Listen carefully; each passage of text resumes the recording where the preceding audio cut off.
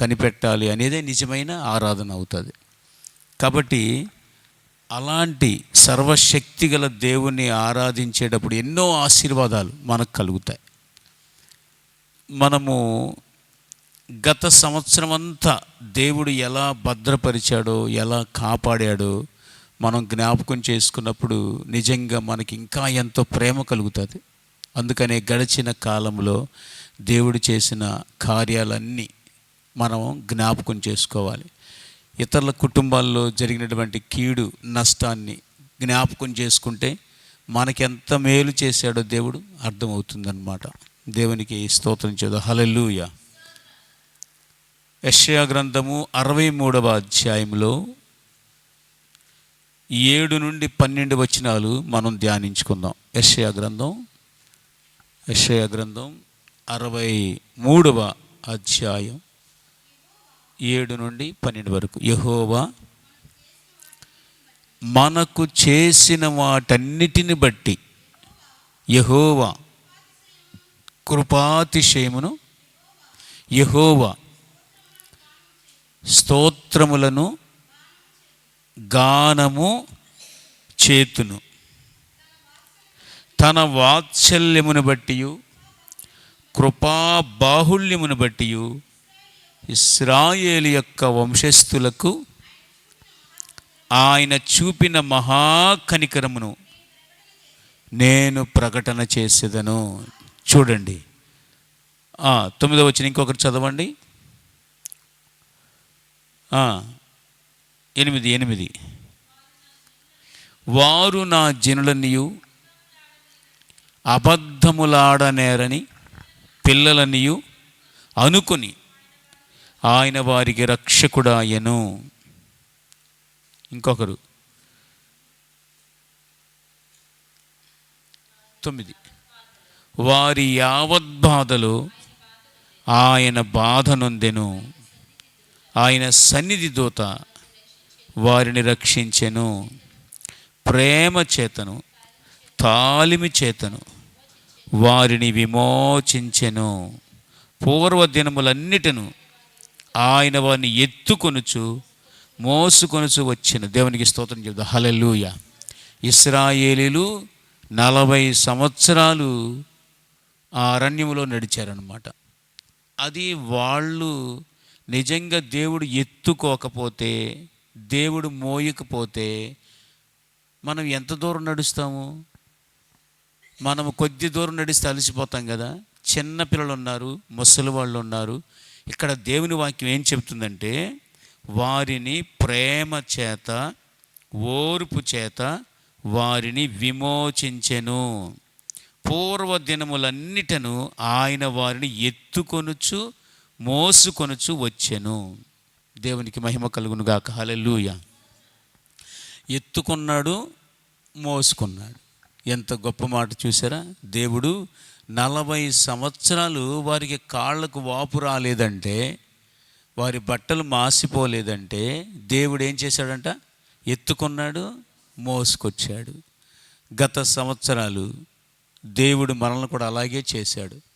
ఓర్పుతో సరిగా ప్రార్థించకపోయినా, ఆయన వెంబడించకపోయినా, ఆయన వాక్యానికి లోబడకపోయినా దేవుడే ప్రేమతో ఓర్పుతో మనల్ని వాక్యంతో గద్దిస్తూ మరి మోసుకుంటూ వచ్చాడు, ఎత్తుకుంటూ వచ్చాడు. ఆయన చూపిన ఈ మహా కనికరాన్ని బట్టి మనము ప్రజలకు తెలియచేయాలి అని ఇక్కడ 7వ వచనంలో ఉంది. ఇశ్రాయేలు యొక్క వంశస్థులకు ఆయన చూపిన మహా కనికరమును నేను ప్రకటన చేసేదను. నిజంగా దేవుడు మన ఎడల ఎంత ప్రేమ చూపించాడు చూడండి. ఇంకొక మాట 9వ వచనం ఏముంది? వారి యావద్బాధలో ఆయన బాధ నొందెను. అంటే ఏంటి? వారి బాధలన్నీ కూడా యేసయ్య కూడా పడ్డాడంట, దేవుడు కూడా పడ్డాడంట. వాళ్ళతో పాటు ఆయన కూడా బాధనుందాడు. వాళ్ళతో పాటు ఆయన కూడా బాధనుందాడు. వారి యావత్ బాధలో ఆయన బాధనుందెను. వారు ఎన్ని బాధలైతే పడ్డారో అన్ని బాధలు ఆయన కూడా పడ్డాడంట.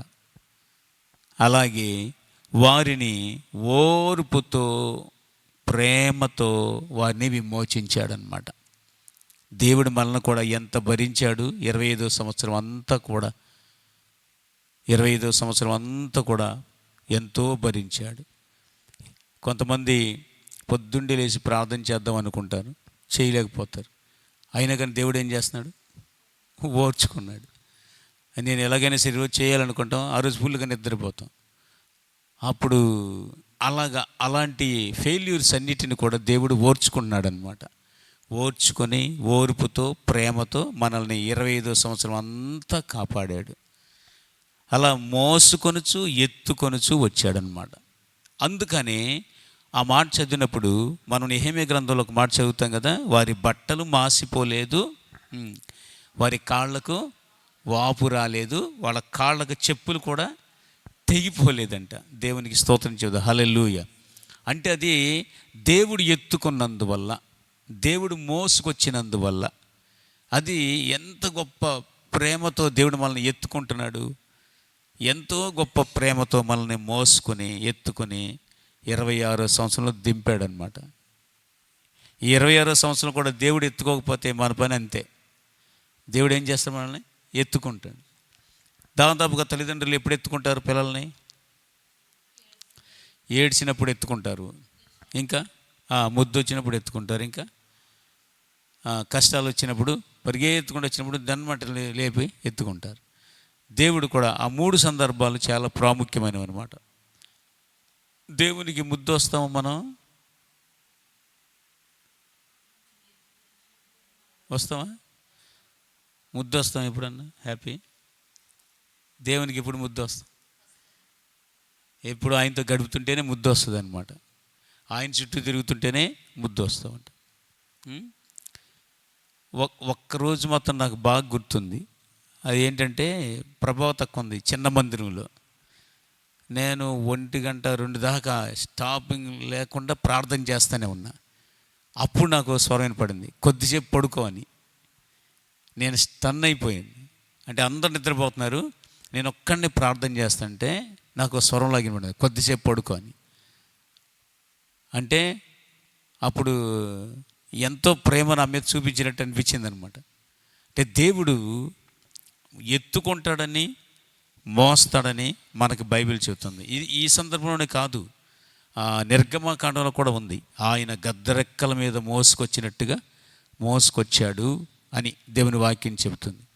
కాబట్టి గత సంవత్సరాల్లో చూపిన కనికరము, ఆయన కృప మనకు చేసిన వాటిని బట్టి చూడండి.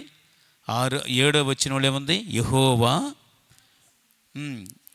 మనకు చేసిన వాటన్నిటిని బట్టి, మనకు చేసిన వాటన్నిటిని బట్టి మనము ఆయన కృపాతిశయమును, అంటే దేవుడు మన మీద చూపిన కృపను, యెహోవా స్తోత్రములను గానము చేయాలి. మనం దేవునికి స్తోత్రాలు చెప్పుకుంటూ మనకు చేసిన వాటన్నిటిని బట్టి గత సంవత్సరంలో కూర్చున్నాం అనుకోండి. అసలు ఈ ఒక్క రాత్రి సరిపోద్దా?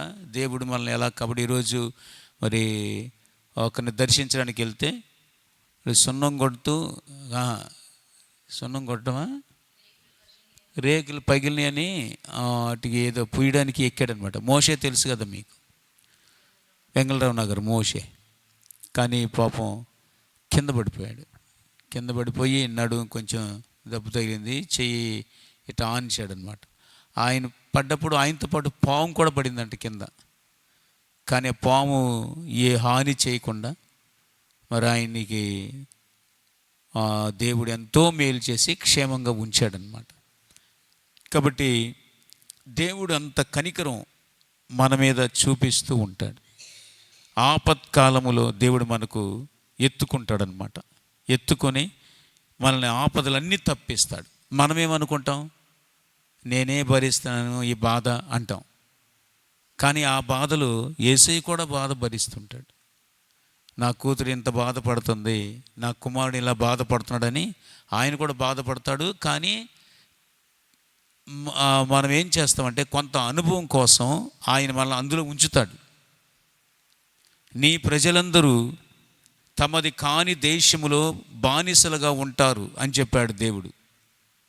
అబ్రహాంతో ఏం చెప్పాడు? తమది కాని పరదేశములో వారు బానిసలుగా పరదేశులుగా 400 సంవత్సరాలు ఉంటారు అని చెప్పాడు. అంటే ఏంటి దాని అర్థం? 400 సంవత్సరాలు బానిసలుగా ఉండడం ఆయన చిత్తం.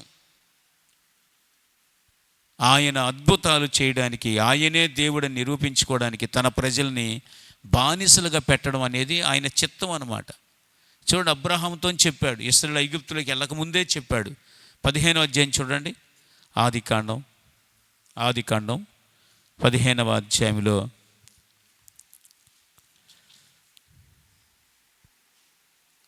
14వ వాక్యం చూడండి. 13-14 ఆయన ఏమన్నాడు? నీ సంతతి వారు తమది కాని పరదేశమందు నివసించి ఆ దేశపు వారికి దాసులుగా నుందురు. అంటే ఏంటి దాని అర్థం? తన ప్రజల్ని అక్కడ దాసులుగా ఉంచాడు. అది వాళ్ళకి అవసరం. వారు బానిసలుగా ఉండడం వారికి అవసరం. అలాగే దేవునికి కూడా అవసరమే. ఎందుకని? అక్కడి నుంచి వారిని విడిపిస్తే వారు దేవుడు నిజంగా వచ్చి తీసుకెళ్ళాడు అని అందరూ చెప్పుకుంటారు. అందుకని దేవుడు ఎందుకు మనకు కష్టాలు, మనకెందుకు శ్రమలు, ఆయన కూడా ఎందుకు బాధపడడం? వారి యావత్ బాధలో ఆయన కూడా బాధను ఉందాడంట. అంటే వారిని వెంటనే తప్పించవచ్చు కదా, వెంటనే ఆ కష్టం తొలగించవచ్చు కదా. కానీ అది దేవుని చిత్తం కాదనమాట. ఉంచడమే దేవుని చిత్తం. ఎంతకాలం? కొద్ది కాలం. చెప్పండి, ఎంతకాలం అంటే? కొద్ది కాలం ఉంచిన తర్వాత మళ్ళీ తీసుకొచ్చేస్తాడంట. చూడండి ఏం చెప్పాడు? వారు తమది కాని దేశమందు నివసించి ఆ దేశపు వారికి దాసులుగా ఉందురు.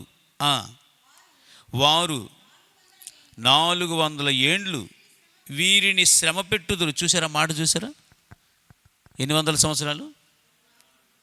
400 ఏండ్లు వీరిని శ్రమ పెట్టుదురు. వీరిని అంటే ఎవరిని? దేవుని బిడ్డల్ని శ్రమ పెడతారు. దేవుని బిడ్డల్ని శ్రమ పెట్టుదురు అని ఉంది. అంటే దాని అర్థం ఏంటి? ఇప్పుడు మనకు దేవుని ఉద్దేశం తెలుసుకోవాలి. బైబిల్, మనం దేవుని నమ్ముకుంటాం కదా, ఏదైనా కష్టం వచ్చినప్పుడు వెంటనే దేవుని ఏమడుగుతాం?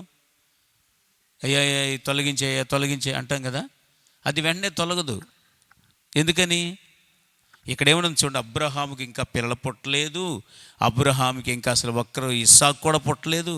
ఆ టైంలో చెప్తున్నాడు ఏమనంటే, నీకు సంతానం ఇస్తాను, వాళ్ళు గొప్పగా వర్ధిల్లుతారు, చాలామంది అవుతారు, వారు తమది కాని దేశములో పరదేశులుగా ఉండి దాసులుగా ఉంటారు, ఆ ఐగుప్తీయులు వారిని శ్రమ పెడతారు, 400 ఏండ్లు శ్రమ పెడతారు.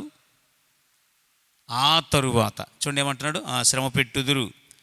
వీరు ఎవరికి దాసులవుదురో ఆ జనమునకు నేనే తీర్పు తీర్చుదును. తరువాత వారు మిక్కిలి ఆస్తితో బయలుదేరి వచ్చేదరు. దేవునికి స్తోత్రం చేద్దాం. హల్లెలూయా. దేవుని ఉద్దేశం చూసారా? మిక్కిలి ఆస్తితో తీసుకొస్తాను నేను. కానీ 400 ఏండ్లు వాళ్ళు బాధపడాలి, అక్కడ శ్రమ పడాలి, ఇబ్బంది పడాలి.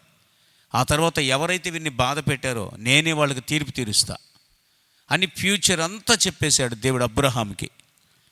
అంటే మరి 400 ఏండ్లు ఎందుకని ఎట్లా? అదంతే. దేవుడు తన ప్రజల్ని ఒక్క బాధ లేకుండా తీసుకెళ్తే మరి నిజంగా దేవుని ప్రేమ అర్థం కాదు.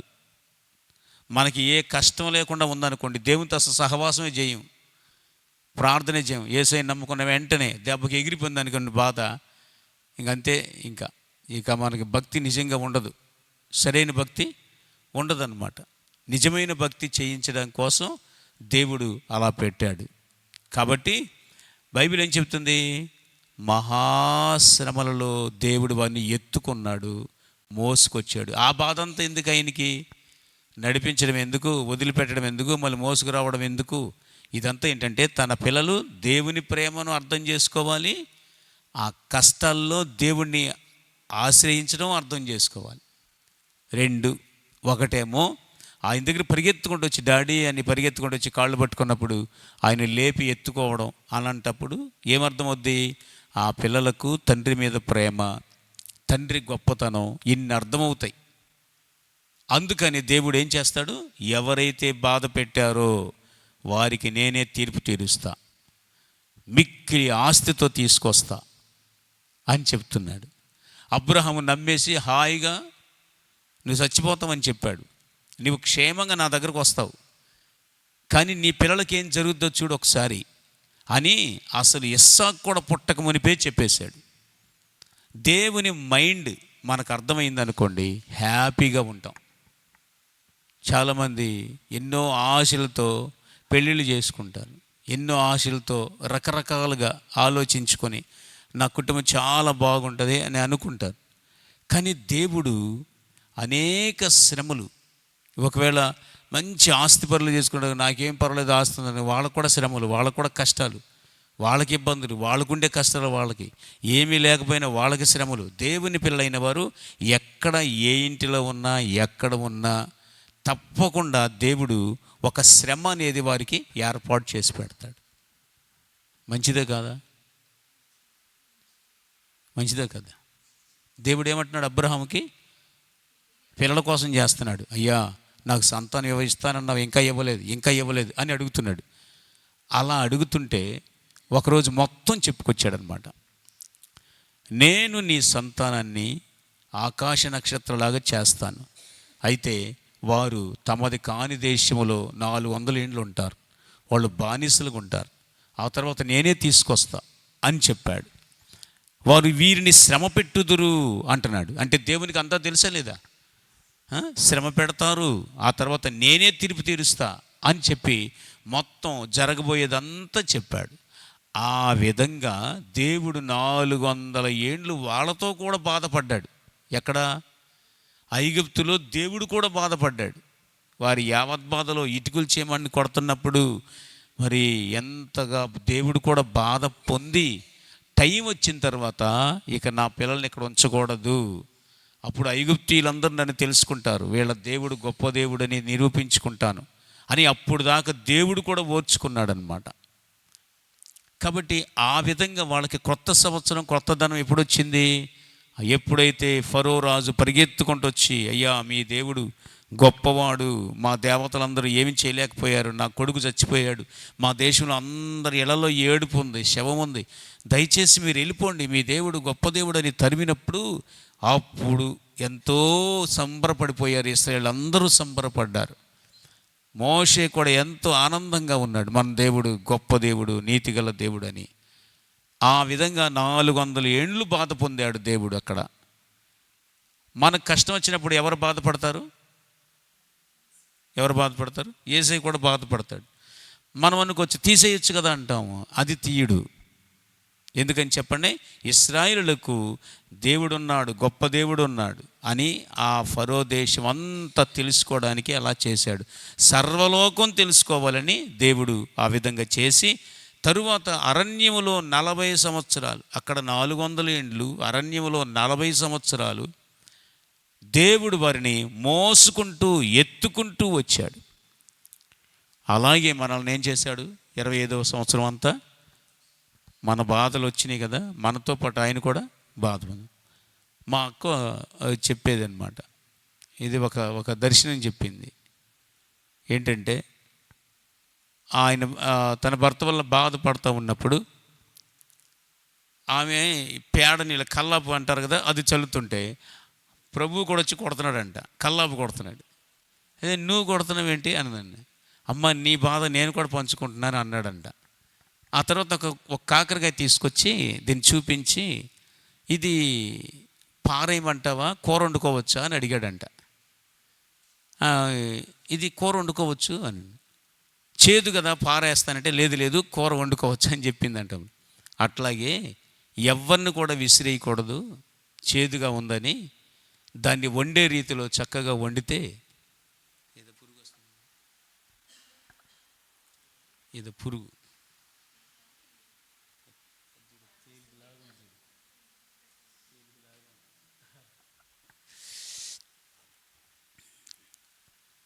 కాబట్టి చేదు అని చెప్పి మనం పారేయం కదా, చక్కగా వండుకొని తింటాం. అట్లాగే ఎవరిని కూడా పారేయకూడదు, వండుకునే రీతిలో వండుకుంటే తినొచ్చు అని చెప్పి ఒక లెసన్ దేవుడు అక్కకి నేర్పాడు అనమాట. మరి ఎందుకు ఆయన కూడా సహాయం చేయడం, ఆయన కూడా బాధపడడం ఎందుకు, మార్చేయొచ్చు కదా అని అంటాం. చాలామంది తల్లిదండ్రులు ఏమంటారు, నీకు ఇంటికాడ బాధ ఉందా, వచ్చేయి అంటారు. కొంతమంది తల్లిదండ్రులు ఏం చెప్తారు, ఎన్ని బాధలైనా పడమ్మా, ఏం చెప్తారు, ఓర్చుకమ్మా, ఓర్చుకుంటే నాకు పేరు వస్తుంది, నీకు పేరు వస్తుంది. అది మొన్న ఒక పాస్టర్ గారు చెప్తున్నాడు, తండ్రి నుదుటి మీద ముద్దు పెట్టుకుంటాడంట.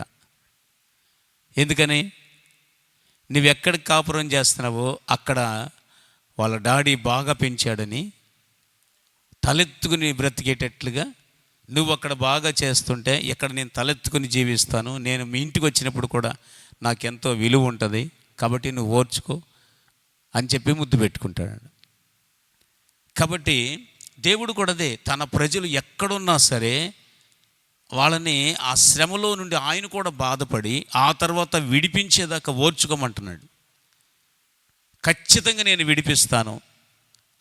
నీకు బాధ వచ్చినప్పుడు ఎత్తుకుంటాడు, ఎత్తుకుంటూ మోసుకుంటూ నేను తీసుకొస్తూ, అంటే చిన్న దెబ్బ కూడా తగలకుండాని కాదు దాని అర్థం. ఎప్పుడు ఎత్తుకోవాలో అప్పుడు ఎత్తుకుంటాడు, ఎక్కడ దించాలో అక్కడ దించేస్తాడు.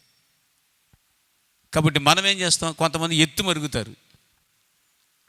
ఎత్తు మరగడం అంటే ఏంటి, ఒరే ఈ పిల్ల బాగా ఎత్తును మరిగిందిరా అంటుంటారా. అంటే ఏంటి, కింద కూర్చోదేక ఎప్పుడు భుజం మీద కూర్చోవాలని చూస్తుంది. చిన్నపిల్లకి అలవాటు చేస్తే ఏం చేస్తారు, అసలు కూర్చోరు, ఏడుస్తాడు, కొట్టు అని లాగి కొట్టి కూర్చోబెడతారు కొంతమంది. అట్లా అలవాటు చేయడు మన దేవుడు, మన తండ్రి, అవర్ డాడ్. మన డాడీ అలా కాదనమాట.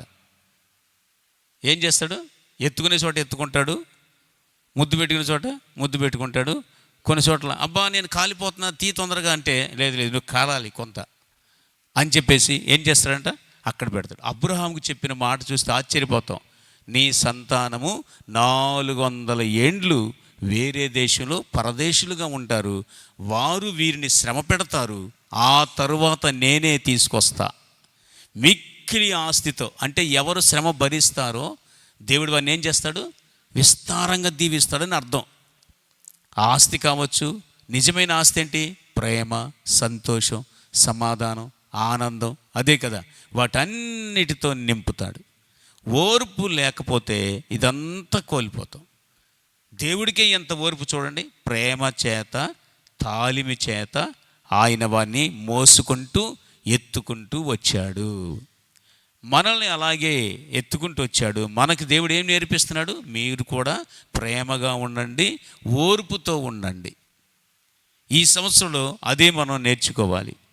మనకు చేసిన వాటన్నిటిని బట్టి దేవునికి ఏం చెప్పాలి, స్తోత్రాలు చెప్పాలి. రెండవది, ఆయన ఉద్దేశం ఏంటి, ఆయన వారి యావత్ బాధలు ఆయన కూడా బాధ నొందెను. చెప్పండి, వారి యావత్ బాధలో బాధ నొందెను అంటే అర్థం ఏంటి, వారితో పాటు ఆయన కూడా బాధ పొంది. అక్కడ వాళ్ళు ఏం పని చేస్తుంటే ఈయన కూడా పని చేశాడని అర్థం. మన భాషలో అర్థం పూర్తిగా అర్థం చేసుకోవాలంటే, వారు ఇటుకలు చేస్తుంటే దేవుడు కూడా ఏం చేశాడు, ఇటుకలు చేశాడు. ఎందుకు చేశాడు, అదంతే. పాస్టర్ గారు నాన్నగారు ఒకసారి ఇక్కడికి వచ్చి ఇల్లెక్కి అదేంటి విడవలు కట్టాడు, పంచి కట్టుకొని. ఎందుకని, వాళ్ళ కూతురు ఇక్కడ ఉంది కాబట్టి. ఆ ఇల్లు లేదు కదా, నేను ఏ ఇంట్లో ఉంటే ఆ ఇంట్లో ఉండాలి కదా. కాబట్టి ఇల్లు ఎక్కి ఏం చేశాడు, ఆయనకి ఎందుకు బాధ, నన్ను అడగొచ్చు కదా, మా కూతురు ఏంటి మంచి బిల్డింగ్లో పెట్టాలి కదా, నువ్వేంటి ఇట్లాగా అదేంటిది విడవల ఇంట్లో పెట్టేవేంటి అని అడగొచ్చు కదా. మాట్లాడకూడదు నిజమైన తండ్రులు. ఏం చేయాలి, ఇల్లెక్కి, నేనే కింద కూర్చున్నా, ఆయన ఇల్లెక్కి అది వేసాడు. ఎందుకంటే ఆమె బాధపడుతుంది కాబట్టి ఆయన కూడా బాధపడాలి. అంటే మనకు అర్థం కావడానికి చెప్తున్నా, దేవుడు అంత బాధ పొందాడు అనమాట. ఆ వాక్యానికి అర్థం చూడండి, వారి యావత్ బాధలు ఆయన బాధ నొందెను. మన దేవుడు అందుకే వెంటనే ప్రతి సమస్యలో ఓర్పు కలిగి ఉండండి అని చెప్తున్నాడు అనమాట. తర్వాత చదవండి, వారి బాధలో ఆయన యావత్ బాధలో ప్రేమ చేతను, తాళం ఏంటంటే ఓర్పు చేతను వారిని విమోచించెను. పూర్వ దినములన్నిటను ఎత్తుకొనుచు మోసుకొని వచ్చి. మన దేవుడు ఎంత మంచివాడు చూడండి, ఎంతో మంచివాడు. మనం ఎక్కడున్నా కానీ ఆయన మనతో పాటు బాధపడతాడు, మనతో పాటు ఆనందిస్తాడు. గుర్తుపెట్టుకోవాలి, ఆయన మనకు అలాంటి తండ్రి అన్నమాట. అంతేగాని సుఖంగా ఉండిపోవాలి అని అనుకోడు. ఆయన కూడా బాధపడుతున్నాడు కాబట్టి మనం ఏం చేయాలి? ఆయనకిలాగా మనం కూడా అలాగా ఓర్పుతో ఉండడం నేర్చుకోవాలి. ఒకటి మర్చిపోకూడదు, ఆ వచనాలు ఏమేమి ఉంది? దేవుడు ఎత్తుకుంటాడని ఉంది, మోస్తాడని ఉంది, బాధల్లో వదిలిపెడతాడు. ఒక్కొక్కసారి వదిలిపెట్టడం అంటే ఏంటి? ఆయన లేకుండా కాదు, ఆయన కూడా బాధపడతాడు. దేవుని మనసు చూశారు ఎట్లా ఉందో? ఒక పక్క విమోచిస్తున్నాడు, ఒక పక్క ఎత్తుకుంటున్నాడు, మోసుకొస్తున్నాడు, మళ్ళీ బాధలో కూడా ఉంచుతున్నాడు. ఆ బాధలో ఆయన కూడా బాధపడుతున్నాడు. అట్లా గడిచిన సంవత్సరాలన్నీ మనం అనుకుంటాము, ఏంటి దేవుడు ఇంకా మేలు చేయలేదని అనుకుంటాం. కానీ దేవుడు నిన్ను ఎత్తుకునే చోట ఎత్తుకుంటున్నాడు, అలాగే ముద్దు పెట్టుకునే చోట ముద్దు పెట్టుకుంటున్నాడు. కొన్ని సమయంలోనూ ఆ బాధ పడాలి అని చెప్పి ఆయన కూడా బాధపడుతున్నాడు. ఏ తండ్రి అయినా తన పిల్లలు ఆనందంగా ఉండాలని కోరుకుంటారు. కొంతమంది జ్ఞానము గల తండ్రులు ఏం చేస్తారంటే, వీడికి కష్టం తెలియాలి అని చూస్తారు. తెలియకూడదని చూసే తండ్రి గొప్పోడా, తెలియాలి అనుకునే తండ్రి గొప్పోడా? ఆ తండ్రి గొప్పోడు. ఆ తండ్రి పిల్లలకు సరైన తండ్రిగా ఉంటాడు. వాళ్ళు జీవితంలో ఎగరడం అనేది, జీవితంలో తమ కాళ్ళ మీద తాము నిలబడడం అనేది తండ్రి ద్వారా నేర్చుకుంటారన్నమాట.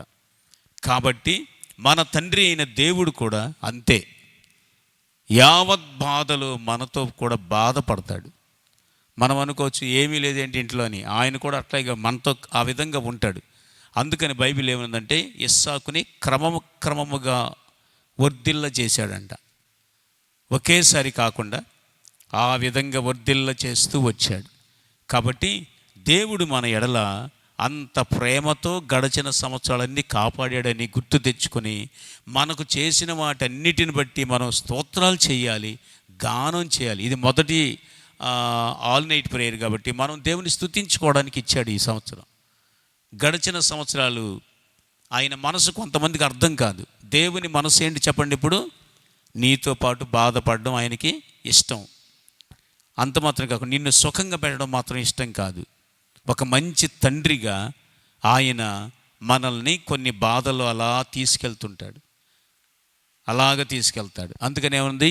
గాఢాంధకారపు లోయలో నేను సంచరించినను ఏ అపాయమునకు భయపడి, నీవు నాకు తోడుగా ఉండడం ఎందుకు? ఆ చీకటి వస్తుందంటే దాన్ని మనం తీసేయచ్చు కదా, అలా కాదు దేవుని ఉద్దేశం. అలాగే 91 కీర్తన కూడా ఏం చెబుతుంది చెప్పండి? ఒక వాక్యం ఉంది కదా, అదే 16వ వచనంలో ఏమనుంది? ఆయన శ్రమ నుండి విడిపించి, శ్రమలో నేను అతనికి తోడై ఉండేదను, అతన్ని విడిపించి. చూసారా? శ్రమల్లో కూడా దేవుడు తోడుగా ఉండడం అర్థం ఏంటి? ఆయన కూడా శ్రమ పడతాడు అని.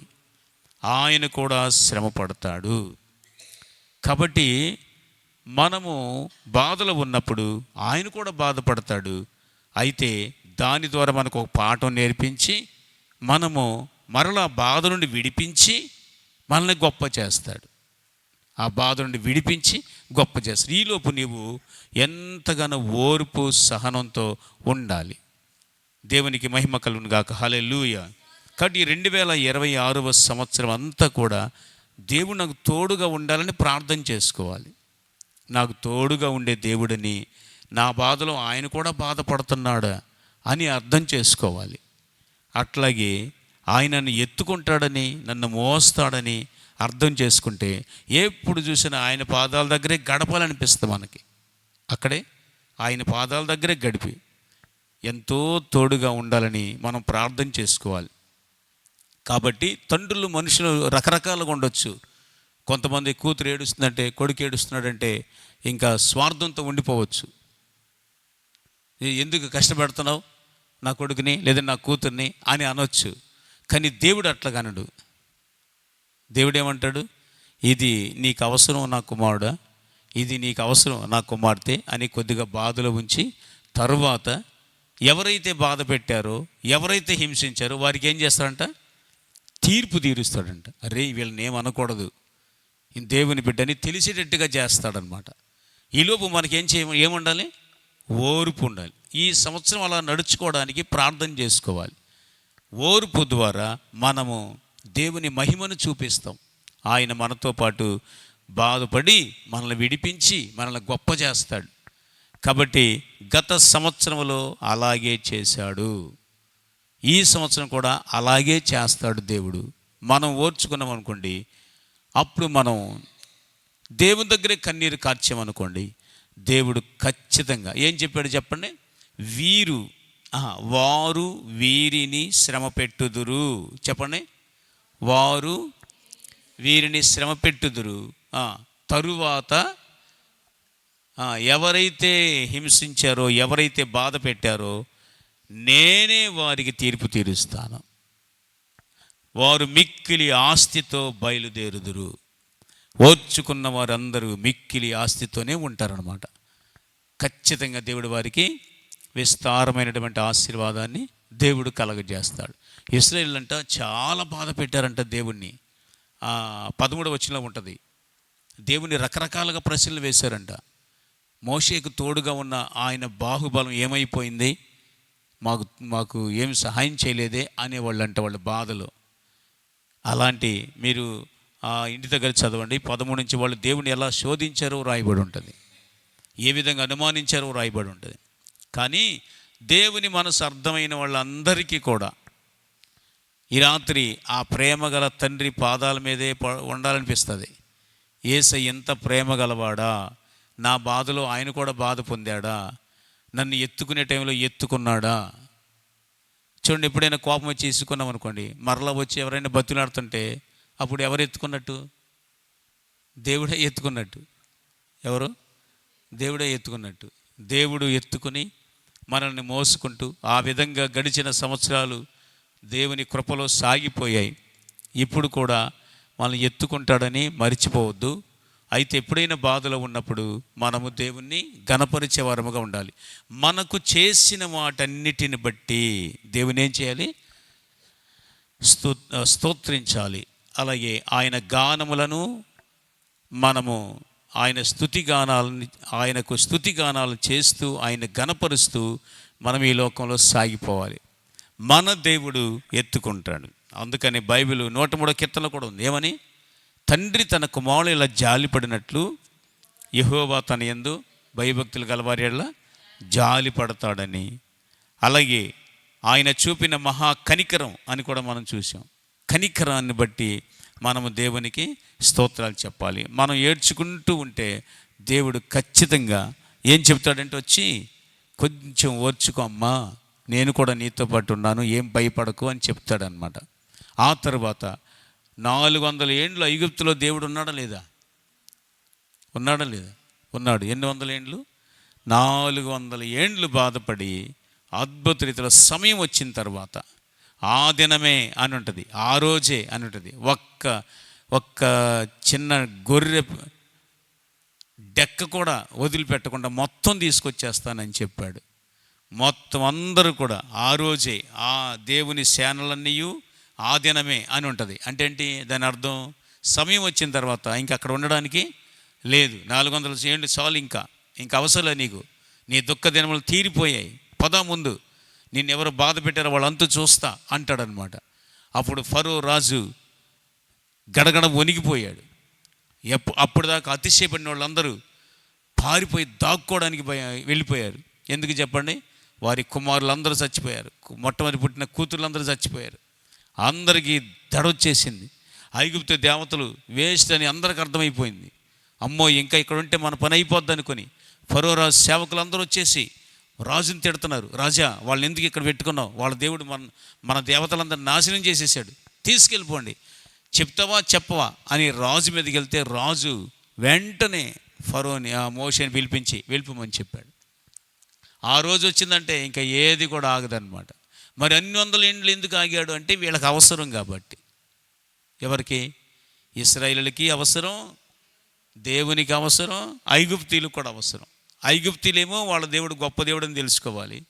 దేవుని మనసేమో నా పిల్లల్ని ఇంత బాధ పెట్టారు కాబట్టి వాళ్ళు ఓర్చుకున్నారు కాబట్టి వాళ్ళకి గొప్ప కార్యం చేయాలి, నేనే దేవుడిని అని వాళ్ళు తెలుసుకోవాలి, వీళ్ళు తెలుసుకోవాలని. ఇశ్రాయేలు కూడా అబ్బా ఎవరు విడిపించలేనంత సమస్యను మన దేవుడు విడిపించాడని వాళ్ళు కూడా తెలుసుకున్నారు. అంత సమస్య పరిష్కారం చేయడానికి 400 ఏండ్లు ఉంచాడు. మనం 4 రోజులు కష్టం వస్తే చాలు, ఏం చేస్తాం? వాళ్ళు 400 ఏండ్లు వచ్చుకున్నారు. అయితే దేవుడు కొంతమందికి 400 సంవత్సరాలు పెడతాడు, కొంతమందికి ఒక్కరోజు పెడతాడు. దానియేలు ఎన్ని రోజులు ఉన్నాడు సింహాల బోనులో? ఒక్క రాత్రి అంతా ఉన్నాడు. ఒక్క రాత్రి చాలు, ఇంకా ఒక్క రాత్రి సరిపోద్ది. షడ్రక్ మేషక్ అబేద్నెగోలు అప్పుడే వెంటనే పిలిచేసాడు. అగ్నిగుండంలో పడ్డారో లేదో వెంటనే పిలిచేసాడు. అది అవసరం కాబట్టే. అందుకనే ఈ 2026 మనం ఎట్లా సిద్ధపడాలి చెప్పండి? ఏ సమస్య వచ్చినా నా దేవుడు ఉన్నాడు కాబట్టి నాకేమీ పర్వాలేదు, నేను ధైర్యంగా ముందుకెళ్ళిపోతాను అనుకోవాలన్నమాట. నా దేవుడు నాతో ఉంటాడు, నన్ను ఎత్తుకుంటాడు, నా బాధలో ఆయన నాకు తోడుగా ఉంటాడు. ఆయన కూడా బాధపడతాడు, నాకు తోడుగా ఉండి నన్ను విడిపించి నన్ను గొప్ప చేస్తాడు. నన్ను గొప్ప చేయడం కోసమే నన్ను ఆ శ్రమలో ఉంచుతాడు. ఆ తర్వాత అద్భుత రీతిలో నీ ప్రార్థన ద్వారా, నీ విజ్ఞాపన ద్వారా, నీ ఓర్పు ద్వారా, నీ ప్రేమ ద్వారా గొప్ప కార్యాలు మీరు కళ్ళారా చూస్తారు. కాబట్టి ఇందులో ఆ వచనాల్లో దేవుని యొక్క మనసు ఉంది, అట్లాగే మనం ఏ విధంగా ప్రవర్తించాలని ఉంది, మనం ఏం చేయాలి ఇంత గొప్ప దేవుణ్ణి బట్టి మనము స్తోత్రాలు చేయాలని ఉంది. 7వ వచనం మరలా చదవండి. 7వ వచనంలో యెహోవా ఆయన మనకు చేసిన వాటన్నిటిని బట్టి యెహోవా కృపాతిశయమును, యెహోవా స్తోత్రములను గానము చేతును, కృపా బాహుల్యమును బట్టి ఇశ్రాయేలు యొక్క ఆయన చూపిన మహా కనికరమును నేను ప్రకటన చేతును. ఎంత కనికరం చూపించాడో వారి మీద, మన మీద ఎంత ప్రేమ చూపించి గత సంవత్సరం కాపాడాడో దాన్ని బట్టి మనం దేవునికి ఏం చేయాలి? స్తోత్రాలు తెలియచేయాలి. దేవుని నమ్ముకోవడమే కాదు కానీ దేవుని మనసు అర్థం చేసుకోవాలి. ముందు దేవుని మనసు అర్థం చేసుకుంటే దేవుని పిల్లలు చాలా ధైర్యంగా ఉంటారు. ఓ పిల్లోడు వాడ మునిగిపోతుంటే పిల్లోడు పైన ఉన్నాడు, 3 అంతస్తులో ఉన్నాడు. వాళ్ళ డాడీ కింద సముద్రంలోకి వచ్చేసాడు, వాడ మునిగిపోతుంది. వాళ్ళ డాడీ గట్టిగా పిలిచాడు, డాడీ అని గట్టిగా పైనుంచి పిలిచాడు. వాళ్ళ డాడీ ఏం చేశాడు తెలుసా? దూకేమన్నాడు, పట్టుకుంటాను దూకేమన్నాడు. ఎక్కడి నుంచి దూకాడు? 3 అంతస్తు నుండి వాళ్ళ డాడీ చేతిలోకి దూకేసాడు. అంటే ఆ పిల్లోడి నమ్మకం ఏంటి? నన్ను నీళ్ళల్లో ముంచడు, మా నాన్న ఎత్తుకుంటాడు, మా నాన్న బలం నాకు తెలుసు అని ఏమి ఆలోచించుకోకుండా తెలిసిన తన తండ్రి యొక్క గొప్పతనాన్ని బట్టి, బలాన్ని బట్టి, నమ్మకత్వాన్ని బట్టి అమాంతంగా దూకేశాడు. అయితే అతని నమ్మకం, ఒకవేళ ఆ తండ్రి అంత బలవంతుడు కాకపోతే నీళ్ళలో వదిలేస్తాడు. కానీ మన దేవుడైతే బలవంతుడు కదా, బలవంతుడు, నమ్మకమైనవాడు. దేవుడు ఎవరు చెప్పండి? నమ్మకమైనవాడు. అందుకనే మనం ఎంత బాధలో ఉన్నా అక్కడి నుంచి దూకేయచ్చు. ఎవరి దగ్గరికి? దేవుని దగ్గరికి. ఎంత బాధలో ఉన్నా ఆయన నిన్ను వదిలిపెట్టడు. ఈ సంవత్సరం కూడా దేవుడు మనల్ని అలాగే నడిపిస్తాడు. మనము ప్రభువా నేను ఇలా ఓర్పుతో ముందుకు సాగడానికి సహాయం చేయండి అని చెప్పి ప్రార్థన చేసుకుందాం.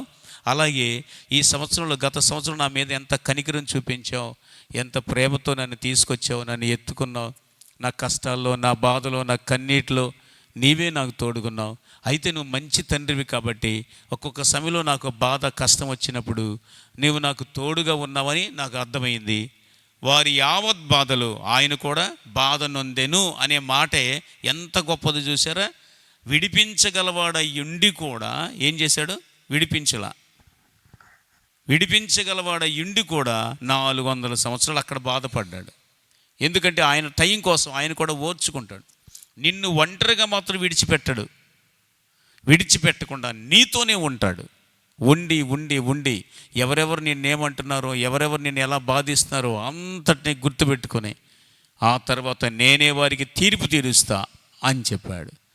కాబట్టి దేవుని మీద ఆనుకోవాలి. మనం ఈ సంవత్సరం అంతా దేవుని మీద ఆనుకోవాలి. దేవుణ్ణే వేడుకోవాలి.